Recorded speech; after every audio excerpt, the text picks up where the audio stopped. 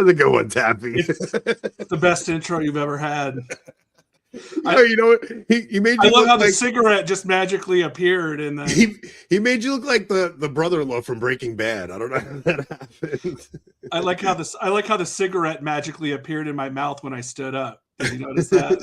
Yeah, the AI is still very glitchy. Well, Catholic Esquire, welcome to Avoiding Babylon, dude. The first time I saw your stuff was when Francis put the Sacred Heart encyclical out.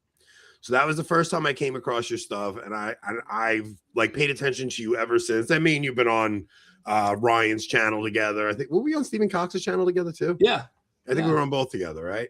Yeah. And you and I don't know. You seem like the kind of guy we would have a great time if we just got together and had a beer. You seem like a very normal, well-rounded man. I don't know about normal, but maybe well-rounded. Yeah, it's well, I am Italian.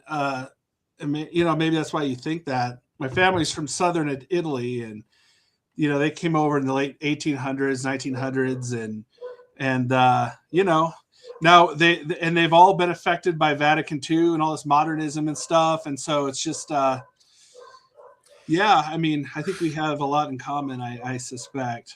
Yeah, we both grew up in the same lukewarm mess, right? And then later on in life, I think we did touch on it lightly. I just forgot the details, but like I wound up, it was probably around like 2016. I got like burnout from Francis after Amoris Laetitia, and I left the sacraments for a little while. And man, the way things just come up in your life when you're not living a sacramental life, it was like God hit me over the head with a 2x4 to let me know I needed to get back to mass. So like figuring out what that looked like, I came across the traditional Latin mass, and I found like a place to like live out my Catholic faith in a way that was secluded from the craziness. And what was your like journey out of Novus Ordo land? It was much more gradual, because about the same time, 2015, 2016, 17, I was 100% in my Novus Ordo, man. I was teaching RCIA. I was like one of the marriage prep people. I would teach marriage prep. I would I never was a minister of Holy Communion. I never did that. I never felt comfortable with that. But other than that, I'd go to all the Bible studies. I listened to Catholic Answers every day. I turn it on the radio, and I bought all the books. I mean, I had all the books I still have them all. I mean, but it was very gradual when I got introduced to the traditional Latin Mass. And even then I was like, what is this? This is kind of weird. And all of a sudden for me, a couple of things. Father Dave Nix kind of introduced me to the Latin Mass, but then he also introduced me to traditional Catholic YouTube. And I started listening to some people like Father Wolf. Yeah. How great are Father Wolf's sermons, right? Father Wolf's sermons, like Sensus Fidelium. I don't like the treasure trove that was on Sensus Fidelium for those of us who were just discovering tradition. Yeah, that was a big one for me. He did a series. He did a couple different series I started getting into, and I just started opening my eyes. And then I started just buying different books. And so then I started reading some of the older books, the pre-Vatican II books and that kind of stuff. And all of a sudden it just opened my eyes. And then COVID hit. And that's when I went full bore. I had to go to find traditional parish only. They were shutting down the sacraments at the Novus Ordo parish. When I was in RCIA, I got in fight with the boomer lady who ran it because she was all excited. Well, excited like, oh, don't worry, we spent 8 months with these people who want to get their sacraments, and they're just going to have to wait. But it's okay, because it's more important that we wait till we can gather together. And I said to myself, wait a second, no, it's not. It's more important for the salvation of their souls that they get baptized. I made a big deal about it in the class, and everybody, turned on me, and they're like, haven't you ever heard of baptism of desire? Wow. We can't gather together. We're going to wait till the bishop says we can get together. And I said, you know what? I quit. I'm out. Yeah. And that's when I completely went to traditional Latin Mass. I've only been to 2 Novus Ordo Masses since that time, and those were both funerals. Yeah. Well, my last one, I mean, look, I've gone to one for like events or something. Like there was like just no other option. And like if we were away somewhere or something, but the craziest one for me was my oldest in the diocesan CCD program. Even though like we were going to the Latin Mass already, the Latin Mass parish was so far away, I couldn't like drive an hour and a half to bring my kid to religion, And I had him in the local CCD program, and the day he made his confirmation was during COVID, and we were just starting to get back into the church during this time. And I go to the priest and I'm like, listen, I've raised my kids to never receive on the hand. Are you okay if they receive on the tongue? And he said no. And I'm like, you got to be kidding me. And then I watched 3 people go up fiddling with their masks, drop the host on the ground. 3 people in one mass. And I said, that, like, no way. That's like, ask for a sign from God. That was it. COVID was such a wild time. So many people discovered tradition during COVID because the Novus Ordo shut down. I mean, I remember doing drive-through confessions. Yeah. We did. Remember, like you would just like do a drive. It was so weird. We had to because I took my whole family and they all had to get out of the car, and I'd pull up in the car next to the priest, and I get out, and my kid would have to go in, and it's just such a bizarre time, man. It was nuts. But yeah, you're right. That's when there was a huge influx in interest in tradition starting at that point. Because so you weren't listening to like TNT when that was going on in like 2016 2017, like with the McCarrick stuff. Like where were you at during the McCarrick stuff? Were you just not paying attention to it? Oh yeah, I mean, I was paying attention to it, but it was like, I was just like, well, there's always, bad priests, just like there's bad teachers and there's bad everybody else. And, I didn't want to listen. It didn't scandalize me like it should have probably. and so I was into it. I mean, I was, like I said, I was really into the apologetics, and I teach apologetics class at the church. But that's when but that gave me a good foundation, because when I started reading some of the stuff that came before, I knew the stuff they were teaching now. Yeah. I knew the Vatican II stuff really well. And so then I'm like, wait a second, that's not what we're teaching these people in the RCIA class. And then it's like the first time you read an encyclical, like a pre-conciliar encyclical from a pope, you're just like, wait a minute. Oh, this is different. They write clearly. You can understand them, the words that are used. And it's like, it's just, I don't know. You compare it to what you get now. It's just night and day. So yeah, it is interesting, because I've been like paying attention to the trad movement since like 2016, and when I came back, and I got to give credit to Taylor Marshall, because he put out that challenge during Advent, and he said, I challenge anybody, just do 4 Latin masses in a row during Advent. And I'll always love him for that, because it changed my life. It was like, because the first one I went, I felt a little out of place. It was a little like, I was like, what the heck is going on here? By the 4th one, when I went back to the Novus Ordo, I felt out of place. I was like, this is bizarre. Like I didn't feel at home anymore. So but the thing is that I have a bit of nostalgia for Francis now, because under Francis, it was like the trad movement had this common enemy. And it's not supposed to be the Pope. Right. It's so bizarre, right? Like it's such a weird thing that the Pope is the enemy. But he did have this way of just putting out the most outlandish stuff that everybody could get together and be like, this is insane. I can't believe what's coming out of Rome. And then, I'll let you jump in if you got a couple. Oh no, I was going to agree with you. I mean, I think that Francis covered up a lot of the otherwise internal divisions within the trad movement, but they were always there. But because everybody disliked him so much for one reason or another, I think a lot of that got covered over. But I was like a lot of other people with him too, though. I mean, I actually wrote an article defending him once for a political party newspaper, because I used to be involved in politics before all of this. This is why I'm not afraid to deal with this kind of stuff publicly, because I used to do the same thing when I was a Tea Party guy. When I was, super rah-rah Tea Party, I was kind of a libertarian guy. That was me. So when Francis gets elected in 2013, I was saying, well, he's kind of a hippie, he's just a hippie from South America. What do you expect? You were and he's a Jesuit. Of course he is. So, yeah, he loves the environment and all this other stuff. You just ignore that stuff. It doesn't even matter, And I wrote an article defending him, and I think it's buried behind a paywall somewhere, and I hope it never comes to light. Well, because I think it's still out there somewhere. Here's the thing. Like, I think...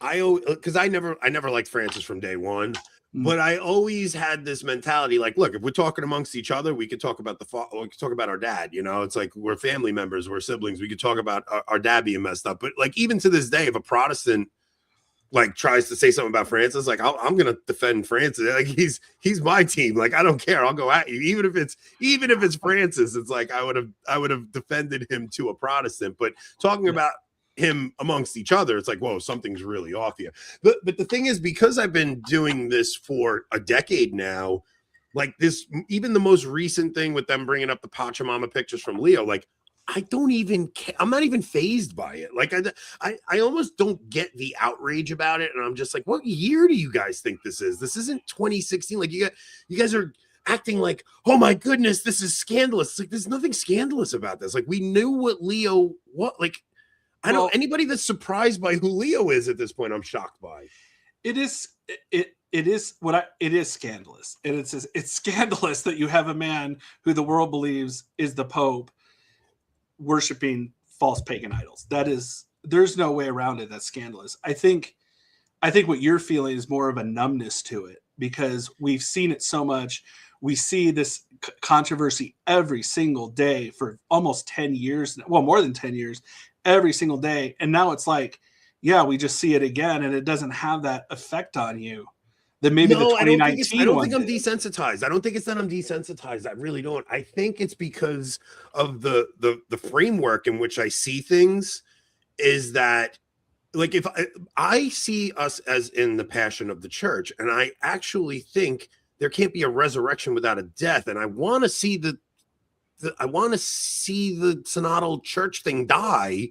So I'm almost like, yeah, okay, cool. Like whatever. Well, that's totally different. No, that's totally different, because I agree with you in that I think that something has to give at some point. This cannot continue. And so I do think there's a group of people who call themselves Catholic that are not Catholic. They don't believe it. They reject the doctrines, but they call themselves Catholic. And unfortunately, a large part of them happen to be in the hierarchy. Yeah. And so I think there's a reckoning that needs to happen. And it does mean that there's going to be some sort of split, and between one group of people who say they're the real Catholics and another group of people who say they're the real Catholics. And the battle is over who's the real Catholics. I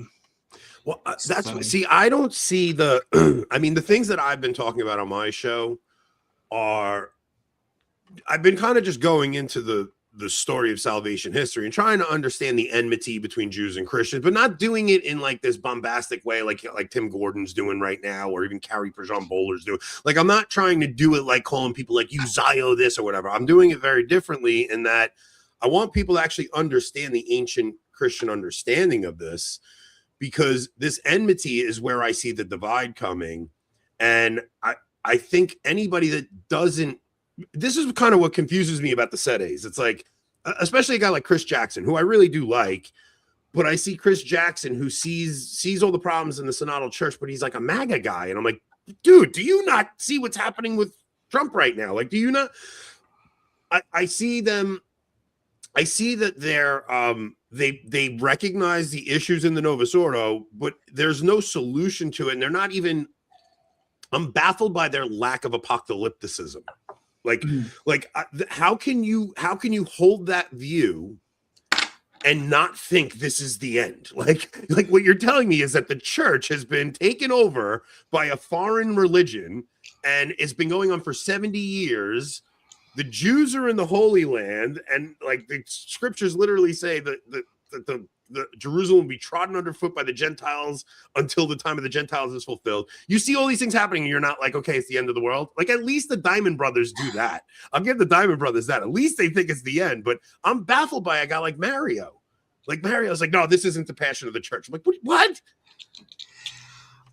I don't know. I mean, clearly, there's signs that would suggest we are at the end of we are at the end. I'm not putting like a 2-year timeline on it or anything. I'm just saying like what I see in the hierarchy is like men who don't believe the faith, right? Like you're seeing like faithless men in the hierarchy. It looks very similar to the Sanhedrin. Like that's so it's like my actual disagreement with the Sedes, because I don't even in principle disagree with their position. It's like there's a very good chance Leo's not the Pope. Like I don't know. Like there's a very good chance none of the popes since the council have been popes. I don't know. I have a more of a humility about it. Like I could be wrong on anything I'm saying. I don't know. I'm very like, God, if I'm wrong on this, please show it to me.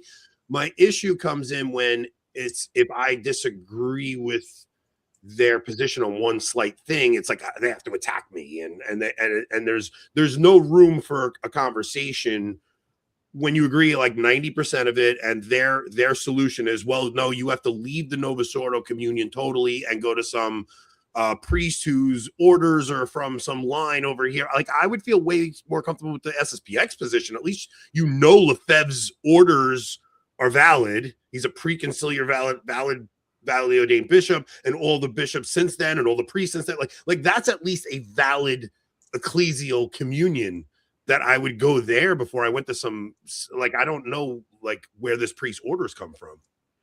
Yeah. I guess my frustration is when you talk, when you say things and they actually and I'm talking about the Sedevacantism, they agree with you on what you're saying when it comes to the doctrines and the problems with the people in the hierarchy and all these other things. They agree with all of those things. And then at the end of the day, all they do is attack you anyway, because you acknowledge the same crisis in the church, but if you don't draw the exact same conclusion that they do from the crisis in the church, you're an idiot, you're stupid, you don't know anything about it. And I'm like, that's actually, we pretty much agree on a lot of things, but it's the consequences of the crisis we don't necessarily agree on. And like you said, I mean, they very well may be right. I mean, but the thing is we agree on the crisis in the church part, and that's what's frustrating is unless you accept their conclusions from the get-go, they won't engage. The way, especially a guy like Mario goes vicious, and I like Mario. Like I've hung out with him on stream. Like I like the guy, but the way he attacks the SSPX is bizarre to me. It's like it's totally baffling to me. It's like, dude, you are angry that they have a stable community, and it infuriates him that they'll have anything to do with the Pope and stuff. And like I will have one of my main disagreements is the validity of orders, and I'm like, I'm sorry, I still think the church has the authority to ordain. Like that's where who else but the church has the authority to ordain. So I like the validity of orders things. I really have a disagreement with them about. I think we're in a time where it's just you have to find a place where you can be Catholic, whatever that looks like, where you're actually being fed the Catholic faith, you're living a sacramental life, you're not living in mortal sin, you're going to confession, you have a prayer life. That's the only thing you can do right now. I don't know what the fight between everybody is. Well, and it's interesting because at the end of the day, it is Novus Ordo watch, right? It's not Presbyterian watch. It's not Baptist watch. Why is it Novus Ordo watch and not Protestant watch? Because there's something about what this entity that calls itself the Catholic Church right now. There's at least on paper, these people have apostolic succession. Mm-hmm. They can trace on paper their orders back to 1958 under Pope Pius XII, when even the Sedevacantists agree that that was valid operating juridical church. Yeah. So there's something there, and that's what makes it a crisis in the church. So that's what makes it a crisis in the church. And every single person that calls himself a Sedevacantist at some point had to say, this pope or this cardinal, whatever, appears to have apostolic authority on paper. They are saying something contrary to the faith. Therefore, I am concluding that they're not Catholic anymore. Well, okay, so they have to go through that process, just like everybody is doing. It's just so we're coming to different conclusions. And the way I see it is things are so confusing is you have to give leeway to people that have a different conclusion. As long as, like, we're all looking at the same issue, right? And we're coming to different conclusions. Like, my conclusion is not that, like, when I say I'm not surprised by anything these men do, like, I really am not. I'm actually just waiting for God's intervention at this point. There's nothing on the human level that's going to fix this. I wasn't even hopeful that, like, when Francis, the best time was actually the interregnum. Those, like, 2 weeks where we had no pope, and it was the best time. We all could just, like, get along and talk. We were all Sedevacantists during that time, and it was really awesome. But the day Leo came in, I was on with Tim Gordon. Tim Gordon ran me through everything. I was just like, oh my goodness, this is going to be a nightmare. And then after that show, I was like, I don't want to obsess on this crap anymore. Like, I just don't, because what I see is with sedes, especially the guys who were actually cradle sedes, they're very normal.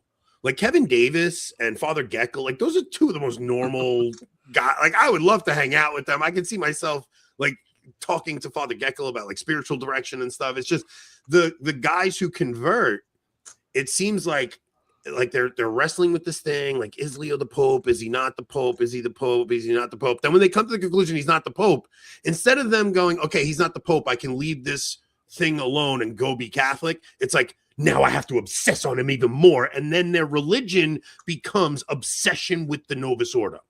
And it's like, dude, you just decided that's not the real church. Why don't you go? You're part of the real one true church. Why are you not just going and being Catholic? It's a weird thing that happens.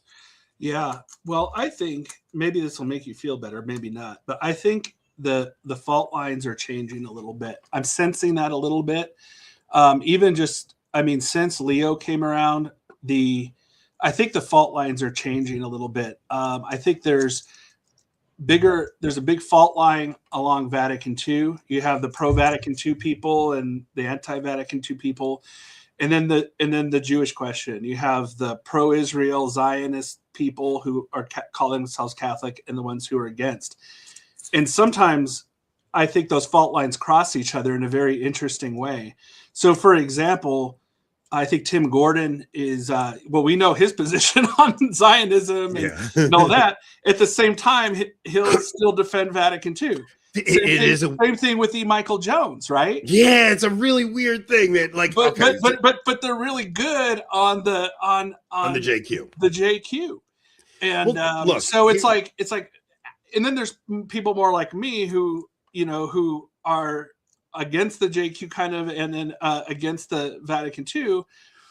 And I can show you, it's plain as day to me that Vatican II was pro-Jewish. I mean, that's what it was. The same issue is one and the same issue. Like, you cannot, this is, okay, a couple of things. Well, first off, Tim Gordon will admit, like, he's just started coming around on this issue recently. So it's not like the patriarchy issue for him, where the patriarchy issue, like, he's got years of study on it, and that was his thing. Yeah. He's just coming around on this issue now. So you can see an excitement in him when he starts reading these, like, preconciliar popes, and he's like, whoa, this is the teaching on this question before. Right?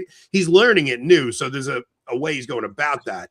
The thing is, my awakening on the council has to do with Nostra Aetate, has to do with the Abrahamic Faith House. Like, all of these things are so closely intertwined, and a lot of it has to do with Father Maudsley, like, waking me up about the liturgy and what's going on inside the liturgy, and how it's really infiltration from it's this post-war consensus that comes out after World War II, And you see these lobbies and this pressure on the church that before the council, the church was not only able to withstand, but was able to teach with clarity, and Catholics understood this issue. But after this horrible event, like everybody has this guilt put on them. And it's like, oh my goodness, we can never let that happen again.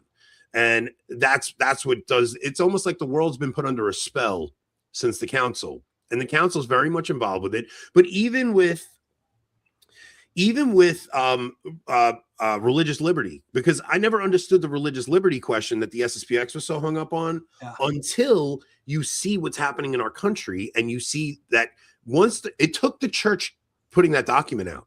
You got to think about that. Before the church puts that document out, the West doesn't open itself up to these foreigners, right? And then not only does the West open themselves up to these foreigners, but they then have to elevate Islam and Hinduism and all these other religions as if they're on par with Christianity. You can't have the ecumenism in Vatican II without the religious liberty component. There's no possible way, because you can't be ecumenist in the way the modernists want you to be when you still have a teaching on the book that says you don't have a right to practice in public false religion and spread error and heresy. They're not compatible. So because Vatican II, and this is always my point, Vatican II is a program that it works together. You can't, religious liberty and ecumenism, they work together, and you can't have one without the other, really.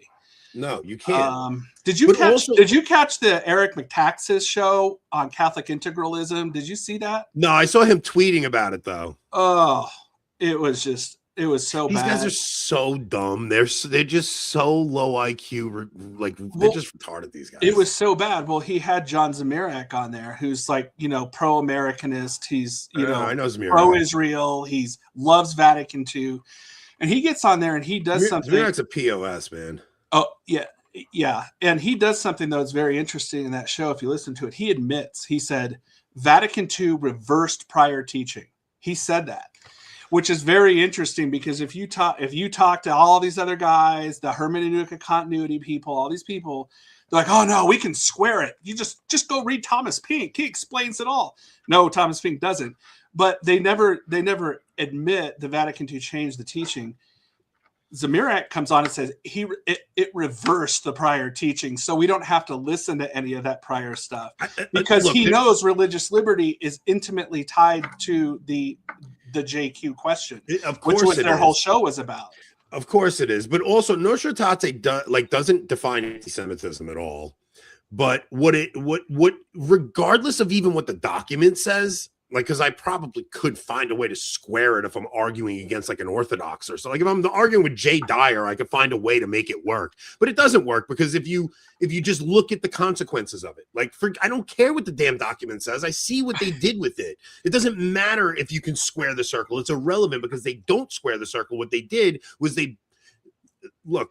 religious liberty. It's one thing to have religious liberty amongst Christian Protestants, right? Like different Protestant sects, it's like, all right, religious liberty. We're not going to persecute you if you're Anglican or if you're, Presbyterian or something. That's one thing. But to allow false gods to come in to your nation and then hold them up as if your right to worship them is on par with now what you're actually doing is telling world leaders they no longer have to recognize Christ as king. That's right. So that's it right there. That's the problem with religious liberty, is it's a rejection of the doctrine of the social kingship of Christ. Yes. That's it. That's the problem with it. And look, people go on about this every year on the Feast of Christ the King, and they say, well, you're going to hear a homily about Christ as King of my heart. But people don't explain this well. The point of the social kingship of Christ is that every ruler, especially in Christian nations, owes obedience to Christ the King. And what happens after the council is the leaders of all these nations no longer serve Christ as king. That's when abortion gets to come. Religious liberty leads to abortion. It leads to every single thing. I'm telling you, it's the root of it. So you can tell me how the council didn't technically say this thing. I don't care what the thing technically said. What the church is telling us with that council is that we're no longer going to convert the pagans. we're going to recognize them as where they are. And they're telling us that the time of the Gentiles is fulfilled. The church, the Great Commission is over. We're no longer sending missions out to convert the world. That's it. The Great Commission's over. The time of the Gentiles fulfilled. Let the Jews move back into Israel. Let's go. Let's bring it on. Everything the trads and the conservatives complain about in the church today, all of it stems from Vatican II. And I do think Vatican II documents in themselves are wrong in many places. That's part of what I talk about all the time. I think that if you read Nostra Aetate, it basically said it condemned anti-Semitism.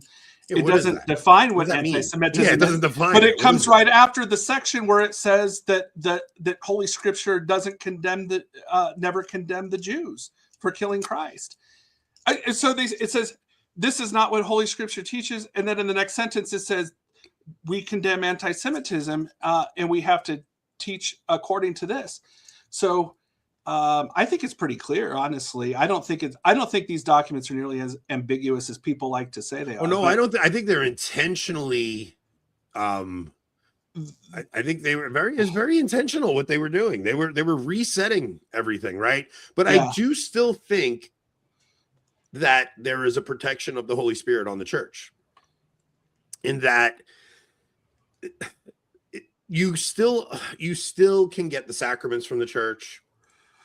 The church still won't ordain women. The church still won't tell you a mortal sin is not a mortal sin. Like they wanted when they asked the DDF about same-sex blessings, the DDF came right out and it was like, no, we can't bless sin. And then Francis had to put this twisted, weird document out there. It was like, well, we're not blessing the couple, we're blessing the individuals. And it's like, we all know what he was doing. But I think if the Holy Spirit wasn't protecting the church, these men would just start marrying gay people. I mean, that's what they want. But there's something stopping them from doing it still. Yeah. I mean, I think it is to the point where they are trying to create a new entity. I mean, they're creating a new entity while keeping the name. But I don't think I think they realize that they don't need to go and change the sacraments. I think they just don't do it because they made the prudent decision that it's not that people will open up their eyes and say, oh wait, there is a problem here. So yeah. Like women priests, right? So okay, we're not gonna ordain women priests. We don't need to ordain them. We're just going to give them all the power and all the governing power. Yeah. They're gonna tell priests what to do. We're gonna put them in positions in the curia. We're gonna have them run parishes. We're going to have them instruct priests in the seminaries. And at the end of the day, they accomplished what they wanted to do without having to change the sacraments because they realized it's not worth it.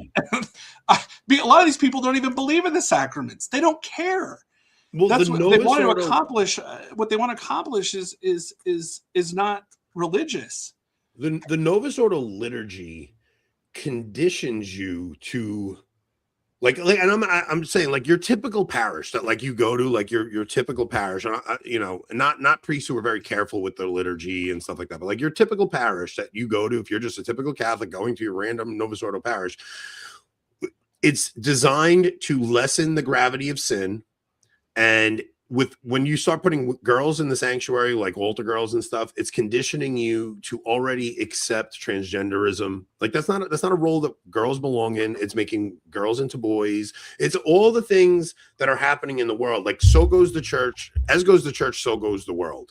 And that's kind of my point, that the reason that Sedes are still looking to Rome is because the world, whether you think Francis is the Pope or not, is kind of irrelevant, because the world sees, but Leo, whether you think Leo's a valid Pope or not is kind of irrelevant, because what the world sees is Leo as the Pope, and what the Roman See does, the world is watching, no matter what. Like it doesn't matter. So when Rome starts playing around with things, the whole world's going, okay, Rome's going to do this, Rome's going to do this, because the whole world understands that it's still the church that puts down what is right and wrong. They could choose to defy it and they could fight against it, but they know the church herself is the one who declares what reality is. Yeah, well, it's always been that way, and it was always the church that was supposed to defend us against what we're seeing in the world, the globalist liberalization, secularization of the world. It was always the church that was supposed to defend us against that, and since Vatican II, they've decided not to, and you see it with the loss of faith among people in the hierarchy, but loss of faith among regular lay Catholics.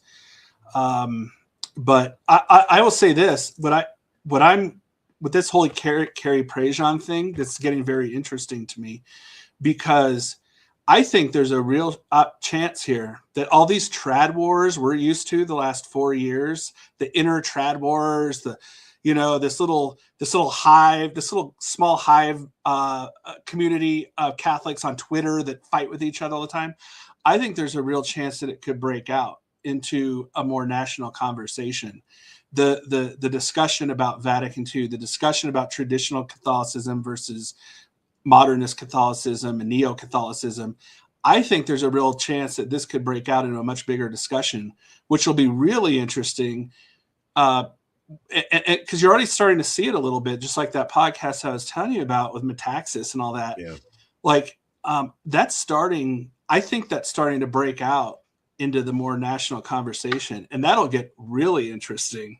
Yeah, it would be. Yeah. I'm not crazy about it being Carrie Prejean Bowler. That's my issue. Mm-hmm. Like I just don't think it should be a mom who's married. Like I just don't think she should be the spokesperson for this stuff. No, I'm not a fan of her being like brought into these conferences and making her the star speaker. I'm just not a fan. I'm never going to be like.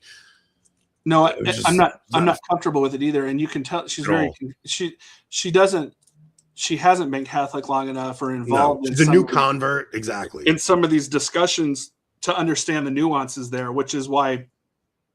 So she reposts, I think, Bishop Dolan, the Sedevacantism Bishop Dolan the other day in support of her position. And then, of course, the whole, oh, no, you can't do that. And I can only imagine she's very confused. At the same time, she's going promoting religious liberty and commissions called by the president that the whole world is saying. So there's this disconnect there, and she doesn't understand the nuances enough to do that, especially to be a spokesperson. So I'm not comfortable with it either, but I am happy to see these issues talked about now, because I think it's starting to these topics we've never would have talked about 5-6 years ago. Never. We have my Mormon son is here. My Mormon son. My Mormon child. I feel bad because I didn't hug Tommy enough when he was a little boy. Quote, Catholic Esquire. Oh, Tommy. Tommy is an only child. He was raised by his sisters in a Mormon household. He went from one cult to another. Poor kid. Little Tommy. Oh, little Tommy. Where's your twink, Tommy? Anyway, I have no idea what you're talking about. Tommy knows exactly what I'm talking about. Anyway,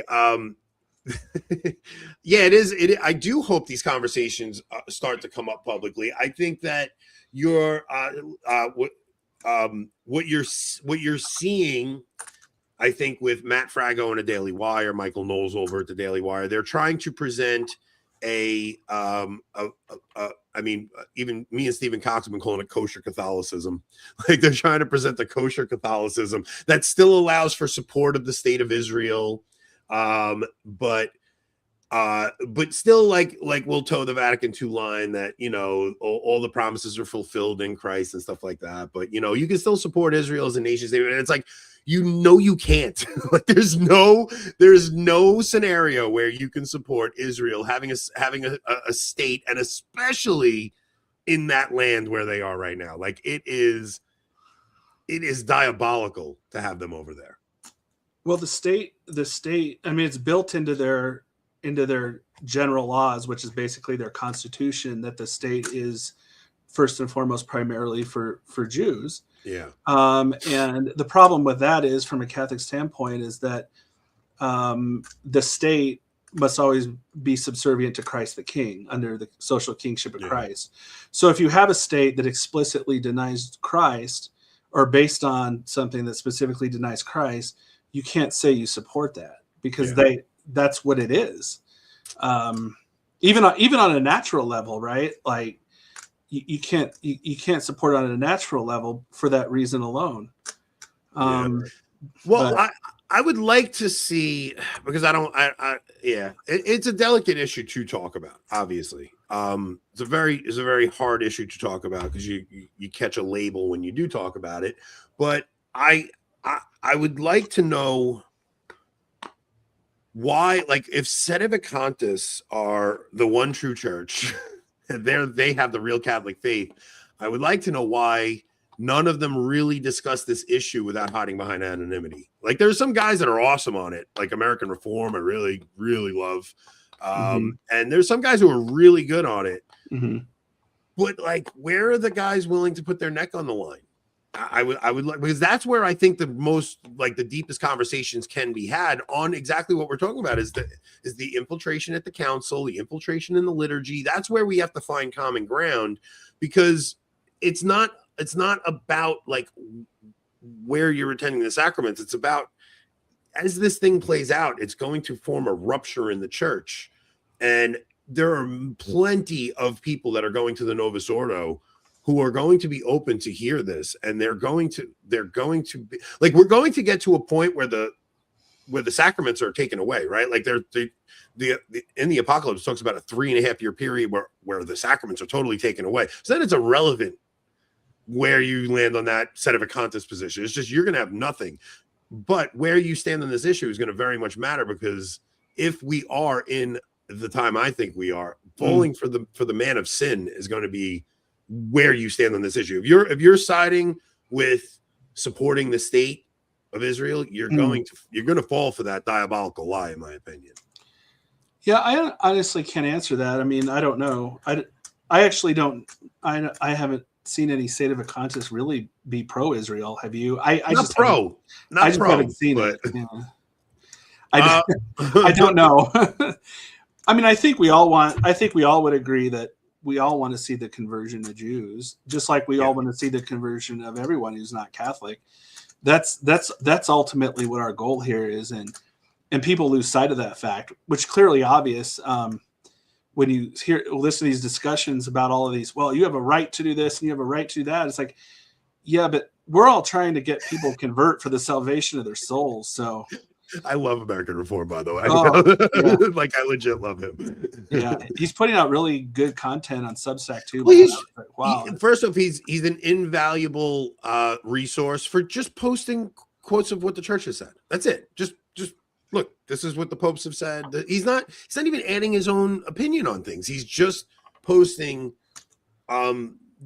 different things the church fathers have said, different things the popes have said on this issue, and it's like, it's one of those issues where if you say the wrong thing, they're going to come for you and you're going to get in trouble. And it's like, it sucks, because we should be able to talk about it from a Catholic perspective without having to worry about that. I mean, it's part of the story, and it has nothing to do with hatred or anything like that. It has to do with, man, this is just a wild time to be alive. Like, watching the conversation in the public has actually affirmed my faith so much, because I'm seeing the enmity coming to light so much between just like Tucker Carlson and Mark Levin and things like that. Yeah. Like, when I see that stuff happening, I'm like, whoa, you're really seeing, like, that the story of that enmity coming to light, and it should affirm you in your faith, because as crazy as things are in the church, and they are crazy,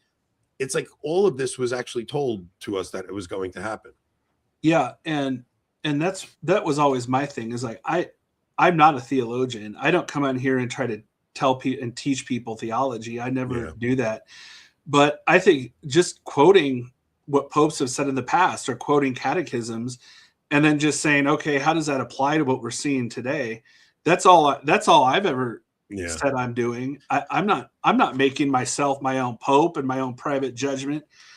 And I would say the Sedevacantists aren't doing that either. I mean, they're just saying, like, look, this is what this guy taught, this guy taught, this catechism taught, this catechism taught, and what we're seeing now is contrary. Clearly something happened, right? Like, I mean, I don't, even if you're like the Pope splainer type, like the Pope splainers.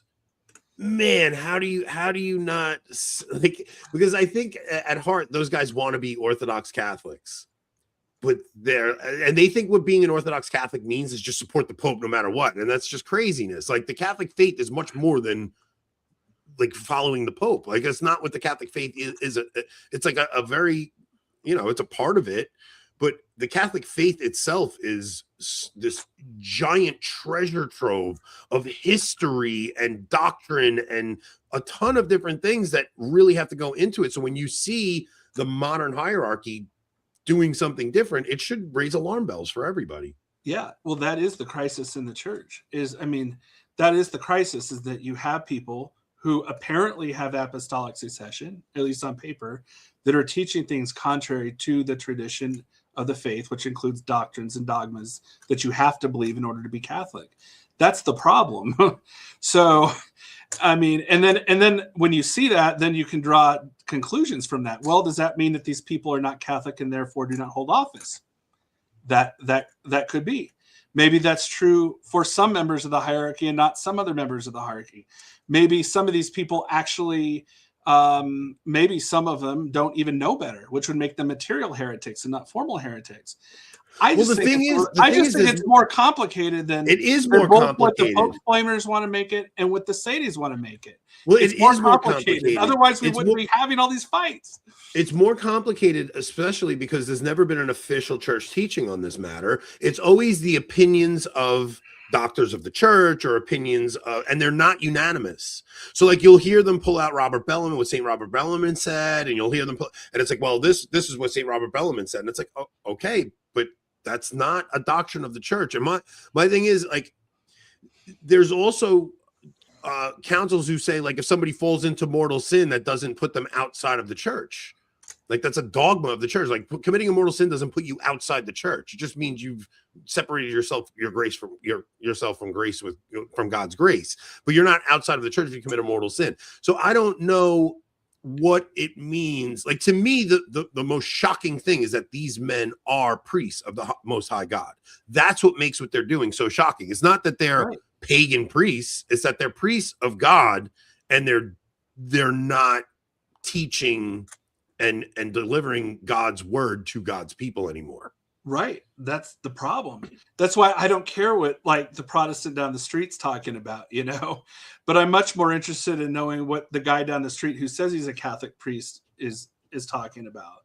Yeah. Because there is something there. There's a, whether, even if you want to declare the guy outside the church because he's rejected the faith, whatever the case, there's still some sort of connection to the one true Holy Catholic and Apostolic Church, which is what's causing the problem and the issue and the crisis. And so then I'm kind of lenient. Like, I understand people can draw conclusions about what that means. And some people will say, well, maybe this guy's outside the church and couldn't possibly be the Pope. Okay. It kind of does solve the problem. But at the same time, you kind of have to prove it too. Yeah, you have to. Well, also, Jesus gives us the parable of the wheat and the tares, right? And they grow up together and he separates them. Yeah. It's not like on us to separate them. Like, it's just not our job to go, well, this man said this, and that means he lost his office. Like, I don't have any authority at all to say someone lost their office. It's an absurd thing. It would be such an arrogant thing for me to do. Like, it's just whatever God's doing is mysterious right now. And I don't have all the answers, and I'm just waiting for him to clarify. And so like you have the wheat and the tares, and then I had I had something else. I just totally lost my train of thought. I'm tired, guys. But also, before we move on to the next thing, Rob took the week off because Rob lost his grandmother, and he was just like, he did so much traveling and stuff. So it's like, I saw people saying like Rob left me or something. No, Rob had a very much needed rest on hand. So I was just like, dude, just take the week off. I'll have a couple of conversations this week. I'll be fine. And so he's just getting some rest and relaxation because he's been traveling a ton. He lost his grandmother and stuff. While we're taking this quick break, knickknack.com. Go to knickknack.com. They are our sponsor. We love Knickknack. Knickknacks is not a smoking cessation device. Knick-knack contains nicotine, and nicotine is an addictive substance. Knick-knacks are nicotine lozenges. They're better than pouches. You don't leave any spitball pouches around your house. My wife can't stand those, so she's very happy with Knick-knack. So go to knickknack.com, use code AB25 for 25% off at checkout. Look what Rob taught me, actually.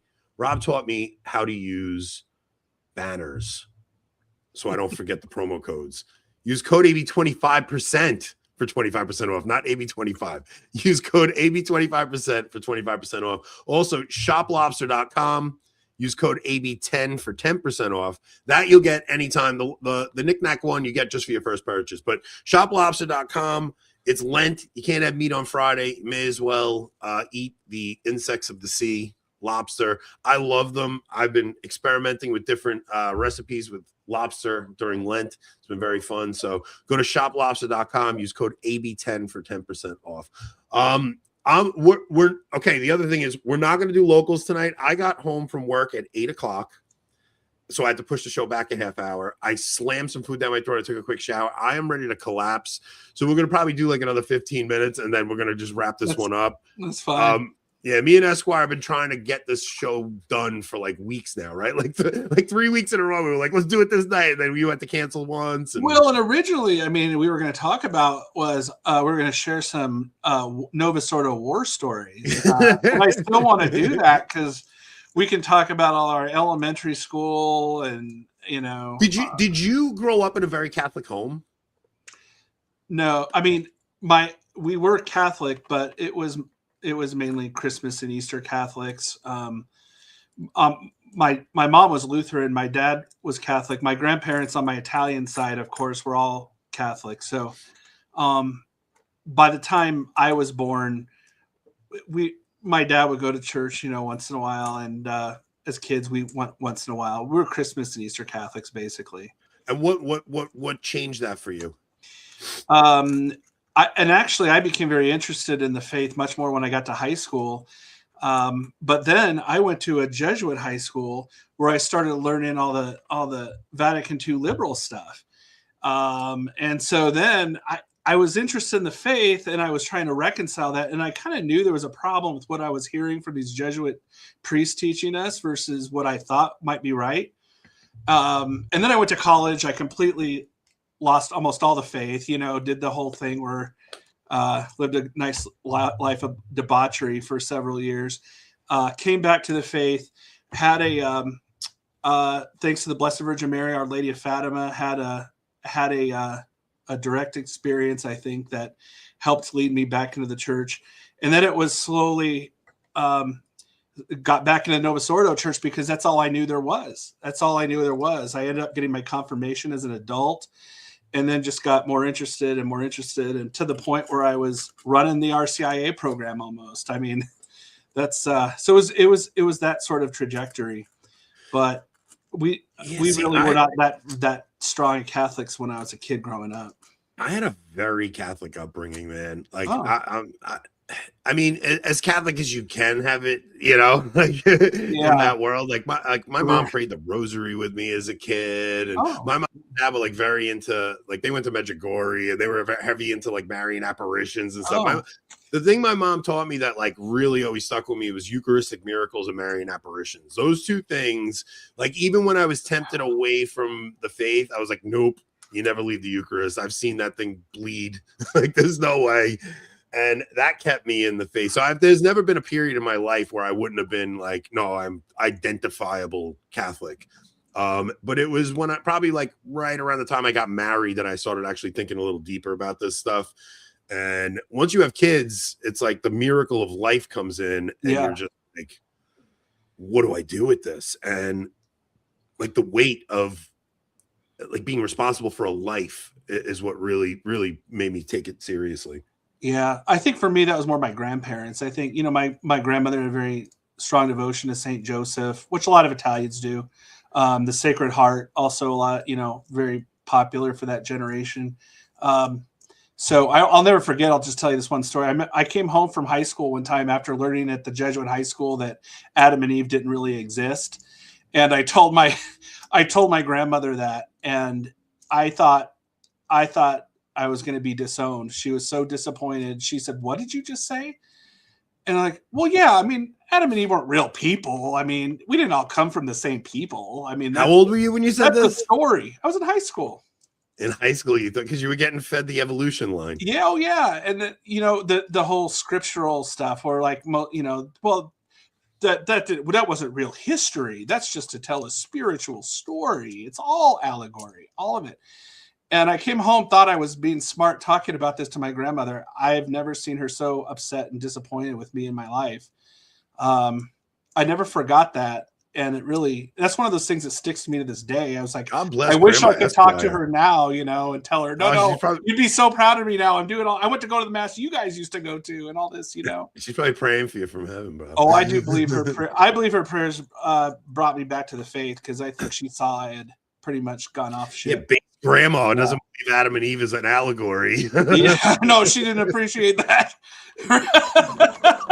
Try having those conversations. But that's the way they are. The Jesuits, you think you're so smart. I'm going to go home and teach my grandmother the truth about all this stuff. What I learned today, how this scripture and understanding scripture properly, she doesn't know how to do that. That was my attitude. Oh, man. Terrible. It's just terrible. Yeah.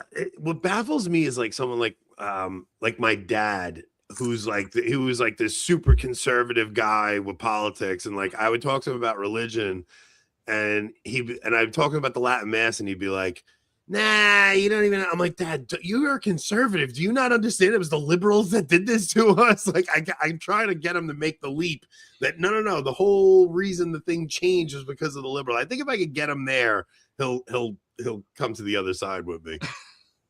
Yeah, it's hard to infiltrate the boomer brain, man.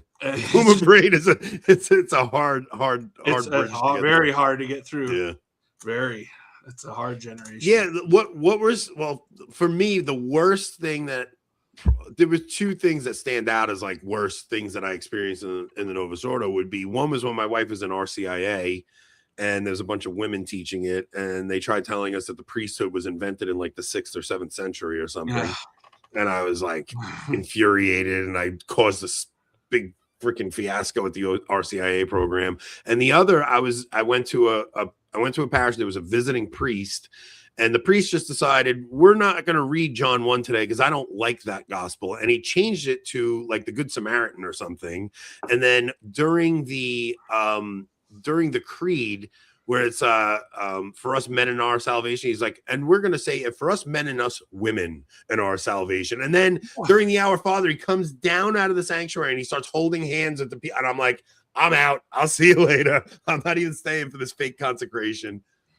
Boy, isn't it amazing when you read the last gospel every time at the mass now, and you read every time I read that, I'm like, now I know why they took it out of the mass. Now I know why. I mean, it just hits you harder every time I read that last gospel. That last gospel, we kneel because of it was like some Gnostic heresy in the Middle Ages. It was like I forgot what heresy it was, but it was like denying the divinity of Christ or something, or no, it was denying like the human nature of Christ. So we kneel at the Word became flesh. Mm-hmm. It just shows you how the liturgy itself forms a person. We kneel at the Word became flesh because you don't need to catechize somebody with books and read them all this stuff. You just go to the liturgy and live the liturgy out, and that actually catechizes you better than any CCD program ever will. Completely. I mean, what is the nature of the mass? It's a sacrifice. And why did Christ have to sacrifice? For our sins? And why if we have sin, we should have guilt. And so we talk about all these things as traditionalists.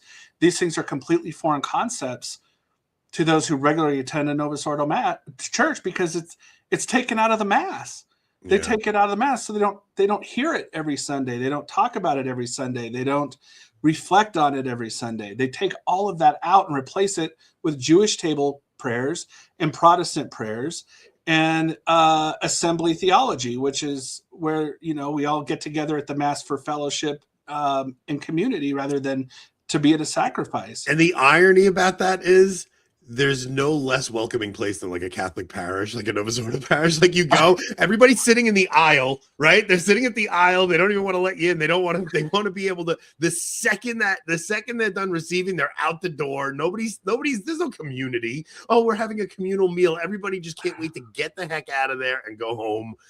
It's such a bizarre thing. Whereas at a traditional parish, they have like once a month, they have these gatherings after mass in the parish hall, and everybody gets to know each other, because you're actually, what's happened with the Latin mass in recent years is that you've had a lot of Novus Ordo Catholics who took their faith seriously, discovered it.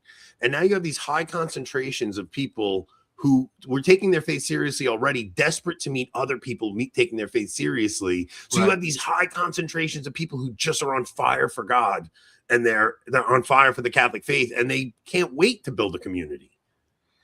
Oh, I know. Every week I'm just shocked about how many more holy people there are out there in the world than I am. You know, I get that reminder every single week at Mass, and I look around and see how much love people have for God and all the stuff they're doing for the church. And I'm like, man, I feel bad because I'm not doing nearly as much as these guys are doing. And you just see that faith come out in them. But I have to give you credit, because you said something like maybe 2 or 3 years ago. I mean, you said something that really hit home to me. I never forgot it. So I'll give you credit for this, because you said, man, the first time I went to traditional Latin Mass, that's when everything Scott Hahn was teaching made sense to me. You said that line, and I was like, yes, that it was like that. You were learning at Catholic Answers and through Scott Hahn that this is where heaven meets earth, right? Well, he kept talking about that, and he kept talking about the sacrifice and the sacrifice and the third cup and the fourth cup and all of these things. And you hear it, and you're like, oh, that's kind of interesting. That's kind of interesting. And then you go to traditional Latin Mass, and you're right. You're immediately like, aha, now that all makes sense. I never understood how, like, you read about the saints who had like a devotion to the Mass, and they would just like, they just had this devotion to the Mass, and they would go 3-4 times a day and just to go sit at the Holy Sacrifice. The Padre Pio, while during the consecration, would just be caught up in ecstasy for 2 hours during a consecration. You're like, how? I don't know, man.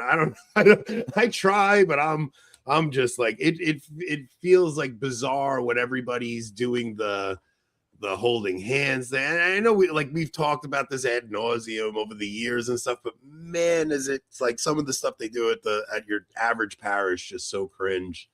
It's because it's not the Catholic Mass. Yeah. That's the problem. That's the disconnect, you know? And so it's just a totally different thing. And that's to circle back. I mean, that's what Vatican II wanted.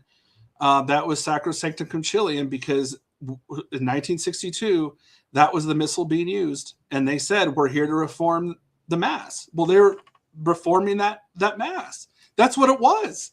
So the fact that we come up with the Novus Ordo Mass now, everybody's like, oh, Vatican II didn't call for that. That's that's an abuse, blah, blah, blah. I'm like, hello, they didn't need to call for every specific change. They just needed to call for reform in the first place. And that's what they did. And they said that we need more active participation. We're going to change the rites. We're going to we're not going to allow for non-Latin chant, even though that may have importance. How do you think you'd have handled growing up through those changes? Like if you were formed in the Latin Mass and then went through those changes, like, because I like, you have to give grace to the people that were going through it, because you're raised in this place where you're taught like obedience to the Pope is everything, and the Pope is telling you this stuff is good, and you're like, I mean, you saw like 50% of the people stopped attending Mass at that time, and you know, part of it is because the culture is going through a cultural revolution, and the whole world was under a spell. But I'm actually fascinated by it, and I actually, one of my projects at some point, which I'll probably never get around to doing, is to go back and actually kind of write like a mini book on how people were responding at the time. But from what I can tell, I mean, because my dad was in Catholic high school and right during Vatican II, so I could go back and look at his yearbooks, and they were talking about Vatican II in the yearbooks. They're like, yeah, this is the Second Vatican Council, and And from what I can tell is like a lot of the younger generation were very excited about it. There's even some clips on YouTube you can find where NBC was talking about the new mass, and they go around and interview Catholics. What do you think about this? What do you think about this?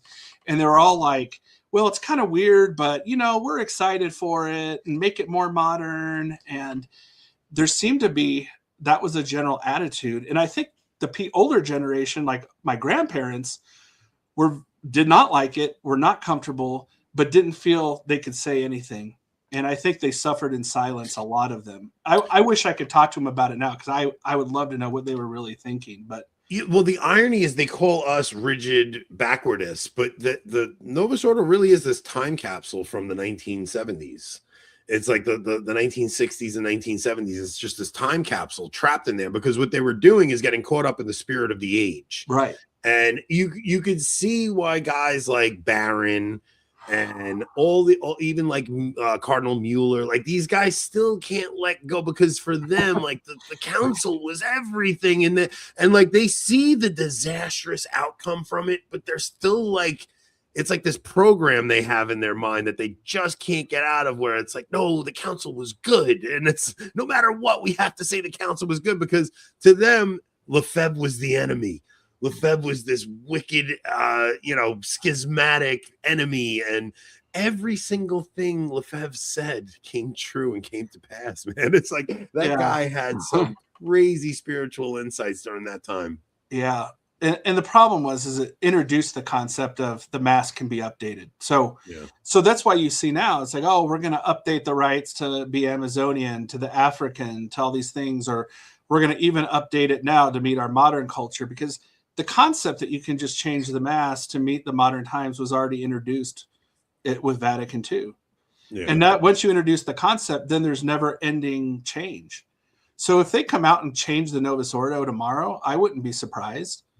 Not at all, because that's what they did in 1970. Like you said, to the 1970s. Well, they need to update it now to the 2025s. I mean, or 2026. Yeah. So it's bad. I mean, yeah, the hip hop mass. Yeah, I don't know. I wouldn't say that the Novus Ordo is inherently dangerous. Like, I don't know. It's like I just can't go there. I think like if it's celebrated properly, then it's not. It's not that it's. I don't know. It's a hard question. I mean, but I don't think that means Satan is one, and I don't think it means the gates of hell have prevailed either. I don't know. I kind of just have more of a just like a humility about it. I'm like, I don't know. I just know when I was going to it, it was poor formation for me, and there was no better formation for me than getting into a traditional liturgy. Well, that's the thing. The thing is we can't ignore it, because we can't just ignore it, because we are responsible for forming our families. Yeah. It's our job to decide where we're going to go to mass. And truth be told, all of these people that say, oh, well, there's no problem with the Novus Ordo, you should just go there because the church approves it. It's real funny how they shop around the Novus Ordo parishes, isn't it? Yeah. Like, you're supposed to be going to the parish that you live in. That's what the rule is. Oh, but you don't want to go down there because the guy is playing the guitar. The priest plays the guitar in between scriptural readings. Well, why don't you do that? I brought that up with EM, because EMJ, his position is that like the Latin Mass is causing a schism because people are driving an hour to go to the Latin Mass. Yeah, he says you got to go to the one down the street. It doesn't matter how bad they are. It doesn't matter what they preach. That's actually matter if they abuse the Eucharist. That's got to be his position, right? And I'm like, no, Mike. I'm like, Michael, you actually were the one who gave me this argument. It's like, because I learned this argument from him, where it's like the Novus Ordo itself put such variety out there that like your local one could have been like a polka mass, and then the other one. So I don't care if you're just a typical Novus Ordo Catholic, you're doing the same thing we are. We're going to the best mass we can. It might just happen to be an hour away and it's a traditional mass, but every Catholic is going to the best liturgy they can, because they don't want to go to some terrible liturgy unless you don't care about the faith. That's right. No, that's absolutely right. They're hypocrites, honestly, because they say, well, just go to a reverent one, go to a reverent Novus Ordo. It's like, no, wait a second. You can't sit here and say that the Novus Ordo Mass is in some way could cause harm when you're telling people that the non-reverent one does. you're telling people to go shop around, but don't go to the traditional Latin Mass because that causes schism. It's like, no, you're supposed to go to the one down the street. And why aren't you doing that? Like sometimes I think like those people who have the unicorn Novus Ordo are some of the most selfish people in the world, because they're the ones telling everybody you got to go to the Novus Ordo. It's like, oh, you happen to have one with Gregorian chant and incense and no altar girls, and you're telling you think that's the norm. And it's like, dude, it's a liturgical wasteland by me. If you went to my local parish, you wouldn't last 10 minutes at my local parish. I'm telling you, it is abysmal. So and they shopped around for that Reverent Novus Ordo. Don't let them kid you. They shopped around for the ordinary people are even worse. Oh, yeah. I'm like the ordinary people. I'm like, you guys are the true schismatics. The ordinariate. You out of your mind? You guys are worse than the SSPX. I don't want to hear. No, you guys shouldn't even have canonical regularity. Freaking ordinariate. I think the ordinariate is the biggest problem in the church right now, to be honest. I'm so sick of hearing about the ordinariate. Stupid ordinariate. No, you need to go to the Novus Ordo Mass down the street and listen to the guitars, and you can answer to God for subjecting your children to that as the sacrifice of the Holy Mass. I'm not willing to do it. And Ryan, yeah. Oh, Ryan went to the Cardinal Supage Mass at White Sox Stadium as it was injected with the endgame Novus Ordo Mass that scandalized me into the TLM exclusively, instantly. Sometimes it takes something bad. Did they come and bird all the disco records at the at the end of the Mass? But like you look back, like I remember when John Paul II was doing those World Youth Days, and it's like, everybody was so excited about it. And Mother Angelica was just horrified, right? Mother Angelica was just like, look at what they're doing to our Lord. And it's like, that woman saw it all, man. We got to do a whole show on the 1993 World Youth Day Mass in Denver.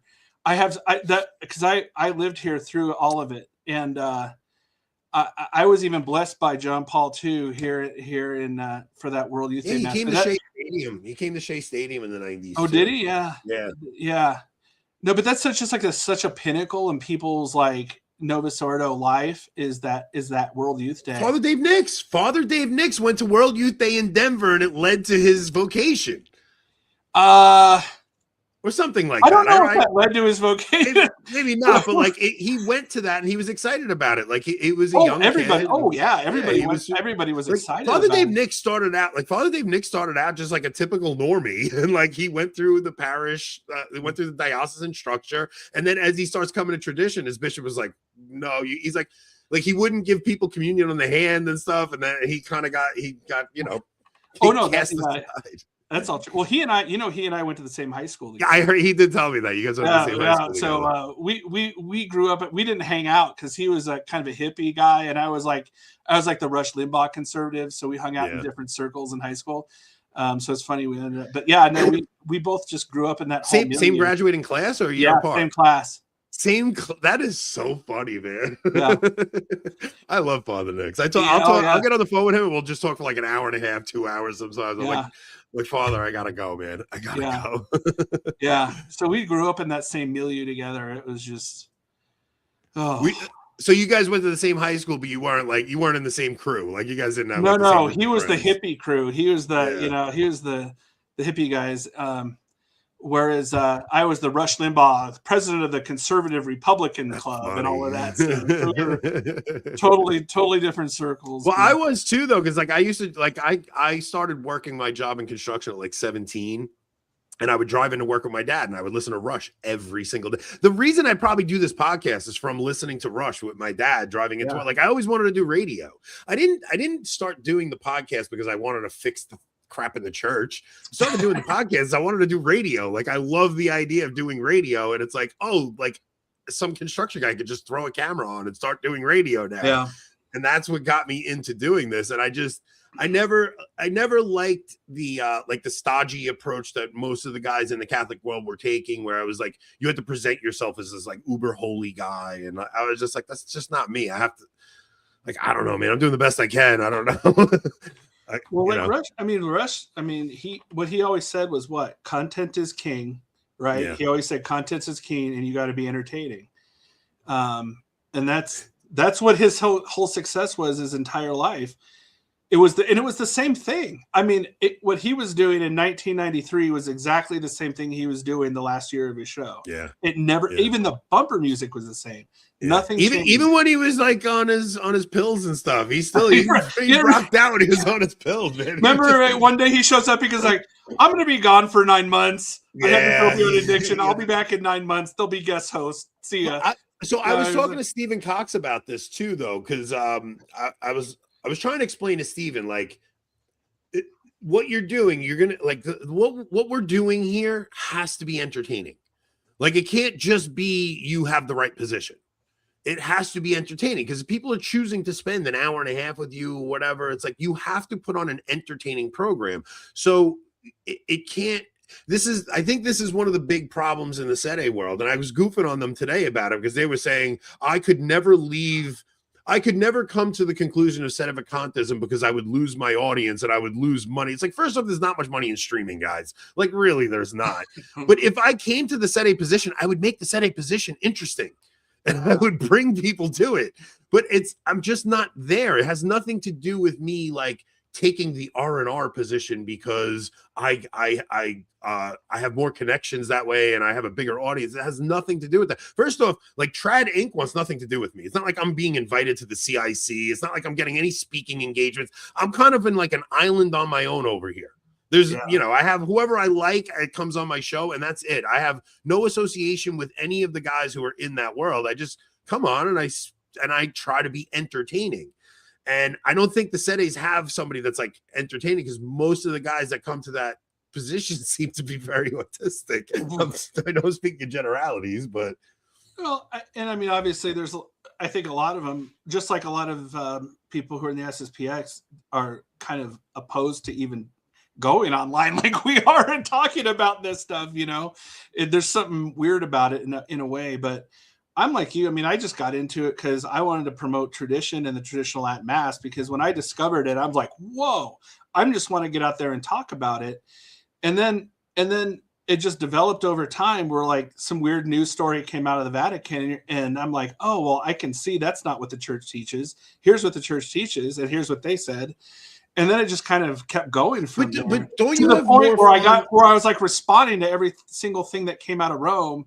And that got to be a little too much. And so I had to. Don't you have more fun on a show like this where you're just kind of like hanging out and talking? Like, to me, I'd rather do this. Like, first off, I did absolutely no prep for this conversation with you because I knew we would just have a good battle. Conversation is not the easiest thing in the world. And you have to be good at a conversation. You have to know how to steer it. You have to know how to know when your turn is to talk and jump in. And there's a lot of guys who do this that aren't good conversationalists, and being a good conversationalist has a lot to do with who's successful. Well, that's why I like Kevin Davis a lot. I like his show a lot. Shout out to Kevin. He sent me my my mug for the Catholic Family podcast. Nice. Shout out to Kevin Davis. Very good dude, man. I like him. Like a normal guy. Like, I can sit and hang with Kevin. He's awesome. And I really enjoy Louis Verrecchio. And Louis Verrecchio is such an interesting story because he used to be super Novus Ordo, like super Vatican II man. I think he even wrote a book on Vatican II. I have to hear his story. Oh, That's funny. You should have him on. His story is so interesting to me, and it resonates with me so much, So yeah, I have no ill will whatsoever towards Sedevacantists. It just gets annoying when you make a point, they agree with you, and then they're like, you're just stupid because you don't think, you don't come to the same conclusion as me. And then it's like, yeah, I got to tune out because but those guys don't do that sort of thing at all. If your podcast is just obsessing on the Novus Ordo, like, there has to be a little variety in there. There's only so much of that you can do. It's like you just said, you were like, I was responding to everything out of Rome, and that kind of got tedious. Like, you have to switch it up a little. You have to add some variety, and you have to have guests on, and you have to talk to other people and get different perspectives. And honestly, having people on you disagree with, but can be cordial with, and it doesn't turn into something vitriolic. Like, I know me and you don't probably line up exactly on every position, but we both have goodwill towards each other. And it's like, we're both recognizing this is such a crazy time. If you come to a different conclusion, doesn't mean the person's a bad will, doesn't mean they're not a Catholic. It means dude, it's nuts. Like the freaking church is collapsing around us. You guys not see it? Well, everybody sees it. That's the thing, right? Like, I think everybody in our circles, even Sedevacantists, SSPX, FSSP, I mean, they can see what's happening. They can see the church is falling apart. And then there's some people, who want to pretend like it's not falling apart, and they want to gaslight you and tell you everything's okay. But even those people I know don't believe that in the truth. They couldn't. They couldn't. This is a good point. All right, so there's an angle of this you're not considering. From the person's own mouth, I know that some big names in the trap world are ignoring other. That I don't get. Okay, so one thing I do, like, you see, like, Michael Matt just pretends these people don't exist, and you see like guys like that they'll just ignore it and pretend. Like, I will never do that. If somebody's saying something about me, it's like we're fighting it out. Let's go. I'm gonna bring you on the show, or I'm gonna, like, I'd rather fight it out with somebody that's saying stuff about me. Like when Chris Jackson said I was Catholic, he didn't even call me Tradig. He called me Catholic. I love Chris Jackson, man. I do too, but dude, I think he missed what I was doing in that show. It could be. I wasn't saying just ignore what's going on in Rome. That wasn't what I was saying at all. I was talking to guys like Nick who seem to, like, they come on the internet and all they do is complain. And I'm like, dude, look to the martyrs. Look into the early church. They would go into church in the catacombs, and they gloried in their suffering. And you're complaining because you're in a church hall. You're in a Knights of Columbus hall. Like, man up. I was just trying to inspire people to, like, take their faith. Like, dude, the suffering that we're enduring is an opportunity to be a saint. And because we can go through this crisis and sit and pout and complain about it, or we can become holy through it. Like, there is an angle of we can become holy. It doesn't mean don't discuss it. I'm not, like, right. I wasn't trying to say you can't discuss it, but you can't pout about it and cry about it and say the church hurt me and this and that. Like, you can't do that. You gotta, like, if your temperament can't handle that, you have to be a man about it and recognize, like, okay, maybe I don't belong in this conversation. But guys like you, Chris Jackson, like, you guys seem to have the temperament where you can discuss this stuff and it doesn't harm your faith. Well, and I do think there's a role for wanting to do something about it. I mean, if you see injustice and you see attacks on the faith, attacks on the Blessed Virgin Mary, whatever the case is, I mean, yeah, there is a role for standing up and doing something about it. I think a lot of those guys like Michael Matt and a lot of the other ones, especially when Leo was elected, they're basically saying you need to go in your closet, shut the door, pray some more. You're not holy enough, and don't worry about what's happening outside. And I've never felt that was the Catholic way to do things either. No, really, definitely not. Catholic way is to go out and fight for the faith and fight for Christ and fight for the Blessed Virgin Mary, doing the things that you're good at. If you're not good at talking on YouTube, then don't do it. Yeah. You're boring and no one's going to listen to you. Then go do something else. And more than that, if you can't handle online criticism, you shouldn't be doing it because you're going to get eaten. I mean, do you know what people say about me? Like, I got these two little annoying Sede kids, the Sedepicante and Tommy. The two of them, they're relentless. They're relentless. And I'm just like, I don't care. Like, let them go.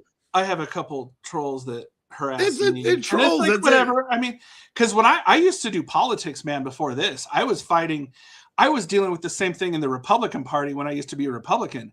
And they used to say all the same things. Like, a couple of the comments, don't be a circular firing squad. You can't criticize other Republicans no matter what. You remember Reagan's 11th commandment, thou shalt not criticize a Republican? This is the stuff they say in the inner circles of the Republican Party. And I remember telling them, like, you guys have no balls. What are you guys talking about? You got to get out there and fight for what's right, including against people who claim to be on your team. Because no truth will never get out that way but you have to have a steel spine for some of this. That is true. And not everybody's meant for that. People say you're a groiper. Dude, I wish it was a Friday night. I wish it was a Friday night I wish we had a little more. I have to get some sleep tonight. No problem. We'll do this again. You're just a fun guy to talk to, man. And we could do this for hours. Thanks for having me on. Yeah. Anytime. Guys, go subscribe to Catholic Esquire on YouTube. He's also on Twitter. Substack and YouTube, yeah. Did you take a break from Twitter for Lent? I haven't seen. I'm on Twitter. Yeah, I'm on X too. Yeah. I haven't seen you in the last couple of days. I thought maybe you Oh no, I'm on there. Yeah. And Esquire will be on Stephen Cox's show tomorrow. They're having a roundtable. American Reform will be on there also. Yep. Stephen's a good friend of mine. I consider Stephen a good friend, and him and I have different positions. Like, it's okay. Like, we could disagree on stuff. I want to see Stephen's channel do well. I want to see your channel do well. It's like we should all be lifting each other up, even if we don't agree on everything, because like there's nothing that like, I don't know. We should all just be on each other's side, man. We're all Catholic. We all love Jesus Christ. We all love the Catholic faith. Support each other. Stop ragging on each other. Unless it's like something like critical you got to discuss, but be there for each other, man. They will know us by our love. Catholic Esquire, thank you so much for hanging tonight, man. It was a fun time. Thanks for having me. All right, we'll see you next time, guys. And